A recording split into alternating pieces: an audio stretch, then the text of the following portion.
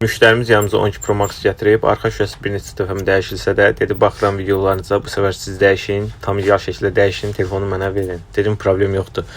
Başlayırıq arxa şüşəsini qızdırmağa. İstiliyi çox verə bilmədiyimiz üçün stabil şəkildə istiliyin xodunu azaldırıq və başlayırıq qızdırıb arxa krişkanı dəyişməyə. Bir neçə dəfə dəyişdiyi üçün krişka rahat çıxır və altının kleyi biraz fərqli kley olduğu üçün təmizləyəndə biraz vaxt aparır. Ondakı təmizləyib tam ideal şəkildə arxa şüşəni oturacağam. Başlayırıq, burada da çıxardırıq. Burada istiliyi çox verməli deyilik. Fanara dəyərsə spişka əriyir və ona görə də tam təmiz şəkildə sökməliyik. Burada maqnitlərin hamısı yerindədir. Onların biri və yaxud bir neçəsi olmayanda telefon maşında maqnitə yapışmır və yaxud wireless yaxşı işləmir. Ona görə də o maqnitlərə diqqət edirik və təmiz şəkildə təmizləyib başlayırıq telefonun arxa krişkasını yapışdırmağa. Hazır vəziyyətini göstərəcəm, baxarsınız, qiymət verərsiniz. Əziz və dəyərli dostlar, əgər videolarımız xoşunuza gəlirsə, səhifəmizə takib atın. Ən azından bir dənə də videonu bəyənsəz, lap yaxşı olar ki, belə videolar sizin də qabağınıza çıxsın. Telefona aid kiminlə sual olsa, RH Telekoma müraciət edə bilsin.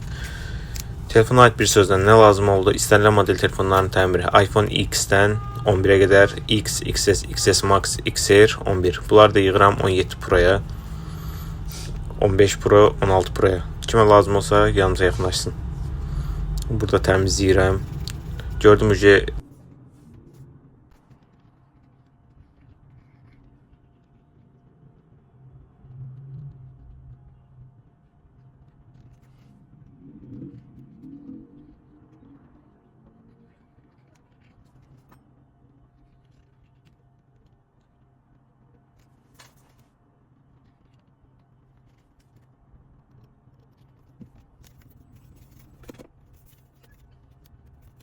və burada biraz dərmanlayıram, təmizləyirəm.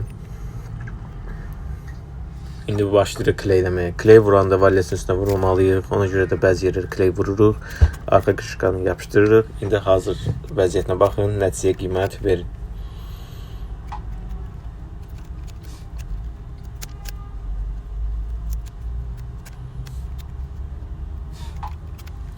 Tərtəmizlik, arxa şüşə çox qəşəng oturacaq.